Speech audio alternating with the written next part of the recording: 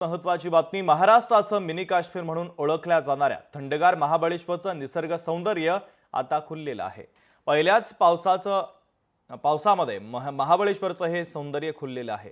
हिरव्या घनदाट जंगलावर पांढऱ्या शुभ्र धुक्यांची चादर पसरलेली आहे। हे मनमोहक दृश्य पाहून मनाला आल्हाददायक वाटतंय।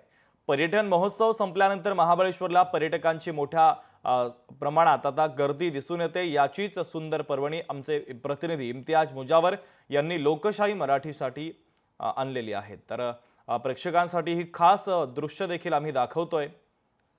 तर पहिल्याच पावसानंतर महाबळेश्वरचं निसर्ग सौंदर्य अशा पद्धतीने खुलल्याचं दिसतंय।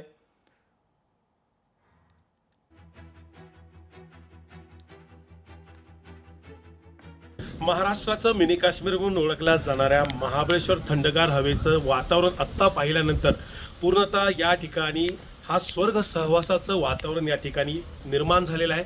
एकंदरीतच पहिला पाऊस महाबळेश्वरमध्ये पडत आहे आणि पहिल्या पावसाचं आपण वातावरण पाहू शकतो। पूर्णतः पांढऱ्या शुभ्र धुक्यांनी हे संपूर्ण स्वर्ग सहवास देणारा हिरवा समुद्रच जणू समोर उभा राहिलेला आहे। या हिरव्या गार अशा घनदाट या ठिकाणी जंगलावर पांढरं शुभ्र धुकं असं आच्छादलेलं आपण पाहतोय आणि या सगळ्या आच्छादलेल्या या संपूर्ण वातावरणाकडे पाहिल्यानंतर सिलसिला चित्रपटामधील ते गाणं अगदी ओठावर येतं। ये कहा आ गए हम यूं ही साथ साथ चलते। या गाण्याची अनुभूती या परिसरामध्ये आल्यानंतर नक्कीच होते। महाबळेश्वरचा सध्या उन्हाळी हंगाम मधल्या टप्प्यात पोहोचलेला आहे। 15 मे पासून या ठिकाणी मोठ्या प्रमाणात हे पूर्ण महाबळेश्वर पर्यटन महोत्सव झाल्यानंतर पर्यटकांची मोठ्या प्रमाणात गर्दी महाबळेश्वरमध्ये झालेली आहे। मात्र हा आल्हाददायक वातावरण पाहण्यासाठी संडे, सॅटर्डे आणि संडे मोठ्या प्रमाणात पर्यटकांनी मात्र महाबळेश्वरमध्ये गर्दी केलेली पाहायला दिसून येत आहे। इम्तियाज मुजावर, लोकशाही मराठी, सातारा।